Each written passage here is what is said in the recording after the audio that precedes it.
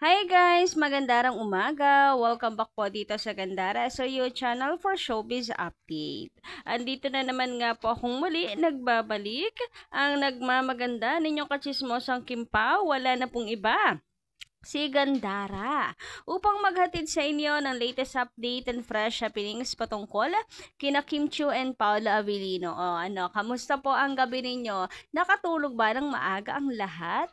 Naku, wag kayong bibitiw dahil napakarami pa pong mga ayudas tayong ibabalita sa inyo. Pero para sa umagang ito, another ayuda nga at a blessing, good vibes ang ating isi-share na balita. Ayan. Kaya nga po nandito na naman akong muli upang maghatid sa inyo ng latest update and fresh happenings patungkol kina Kim and Paula Avellino. And ito na, para sa umagang ito, may kinalaman guys sa ratings ng My Love Will Make You Disappear na for sure malaki ang maitutulong para lalo pong maboost ang pelikula nila Kim and Paulo. At the same time, mga magagandang critics about sa movie. Yan, positive comments about sa movie. At syempre, yung kinita ng Kim Pao or ng movie nila, good news yan. Kaya talakayin natin yan para maganda yung bungad ng morning natin, hindi ba? So, pero bago tayo mag-start, sa mga hindi pa po nakaka-subscribe sa ating channel, ay pakiclick lang po tayo ng ating subscribe button dyan at ng notification bell para mag-i-updated po kayo at ma-notify tuwing may bago tayong chika at balita hinggil sa Kim Pao. Basta po mga balita na may kinalaman kina Kim Chiu and Paula Avellino, sagot na po natin yan. So, eto na nga, ratings po ng movie ng Kim Pao. 4/5.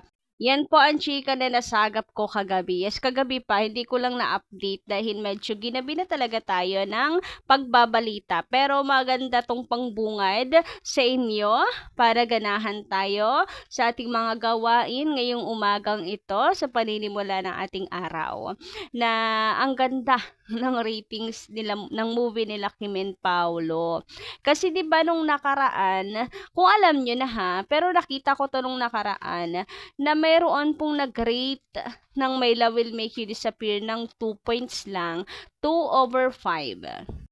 Medyo nasad ako nung makita ko to kasi syempre unang araw, ganito yung bubungad, 2/5 ratings para sa My Love Will Make You Disappear. Grabe naman sa 2 points, 'di ba? So, pero iniintindi ko na lang, ganyan talaga opinion ng opinion ng iba. Opinion nila 'yan eh. Hindi natin maano yan na kung hindi pasok talaga sa taste nila, hindi natin mapipigilan kasi kanya-kanya naman talaga tayo ng taste. Siguro out of 100, may mga 2% or may mga 2 tao na iba yung taste at magbibigay ng ganito kababang ratings. Pero mas lamang pa rin yung masaya. Dahil alam nyo guys, eto na nga, sa kabila ng pagbibigay ng 2 points, eto tingnan nyo, nangingibabaw, 4/5 pa rin po ang ratings ng movie ng Kim Pao. O diba, napakasaya, nakakataba ng puso, ang sarap pagmasdan na nakukonquer pa rin natin yung mga negativity, mga negatives. Well, parte yan ng buhay, pero ang maganda, natatalo natin yan. So, yun nga, from Kapamilya Kingdom, yung ratings na 2/5. And in-explain naman niya dito yung reasons kung bakit. May kinalaman din yung Star Cinema staff. Na problema din naman ng mga moviegoers minsan. Nakakaloka yung sobrang pagkahigpit. Okay lang maghigpit, pero yung talagang napaka-brutal naman ng pagiging supla dito, supla dita, ay nakakauyamot naman talaga. Pero based nga sa sinabi ko, kahit 2/5 yung binigay dito, ay nakoncure naman natin. Mas umangat po ang 4/5 ratings. Na kung saan, kung papansinin nyo dito, yung Hello Love Again, na laging kinukumpara sa Kim Pao 2/5, sana ay hindi tayo bumulusok din sa ganyan na ratings. Ano po, i-maintain natin yan na 4/5. kung kaya po natin. Anyway, dumako naman tayo dito sa next topic natin. Ayan, magbasa naman tayo ng comment tungkol nga sa My Love Will Make You Disappear. So, 5 lessons from the movie My Love Will Make You Disappear. From Father Ronel L. Haciendero Sulit. Sabi niya dito, number 1, embrace vulnerability in relationships. Minsan kailangan mong subukan kahit walang kasiguraduhan. Natakot si Sari na muling magmahal dahil baka muling mawala ang taong kanyang mamahalin. But opening one's heart despite the risk is essential for genuine connections. Kailangan buksan ang puso upang may makapasok dito kahit hindi tayo sigurado kung mananatili siya rito. Number 2, even strong persons long for love and support. Hindi dahil kaya ko, gusto ko. May mga taong kinakaya ang paglaban sa buhay kaya ang tingin ng karamihan ay malakas sila. Ngunit kahit ang mga taong malakas ay nangangailangan din ng suporta, pagkalinga at pagmamahal. Hindi dahil kinakaya nilang mag-isa, gusto nilang maging mag-isa. Number 3, your family will always be there for you no matter what. Ipinakita ng tatay ni Jolo na handa siyang tumulong sa kanya sa kabila ng mga kamalian nito sa buhay. After all, an estranged father is still a father to his son. Sa huli, magkakapamilya pa rin ang magdadamayan. Number 4, in love, you have to do things afraid. Hindi ako sang-ayon sa binitawang salita ng pelikula. Fear has no place in love. Laging may takot na kasama ang pagmamahal.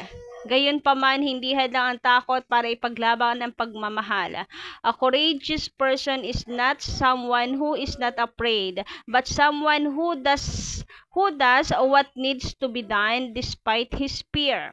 Kasi kahit may takot, sumusubok, lumaban at nagpapatuloy ang taong nagmamahal. Number 5, love can make us disappear. Kung tunay ang pagmamahal natin sa isang tao, mawawala lahat ang makasariling hangarin natin sapagkat ang kapakanan ng taong minamahal natin ang ating uunahin.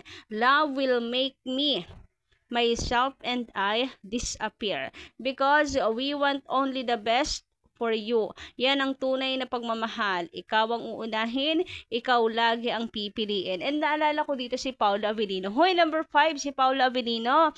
Opo, bakit? Dahil inuuna niya yung sarili niya ngayon because of love. Alam mo, yung natatanda niyo ba sinabi niya, dami niyang kailangan baguhin sa kanyang sarili. Dahil nagmamahal na siya ngayon, kailangan niyang baguhin yung mga bagay at ibang aspeto ng buhay niya. Kita niyo naman, ang dami niyang binabago ngayon sa sarili niya, like umiiwas siya sa pag-iinom, hindi na umiinom.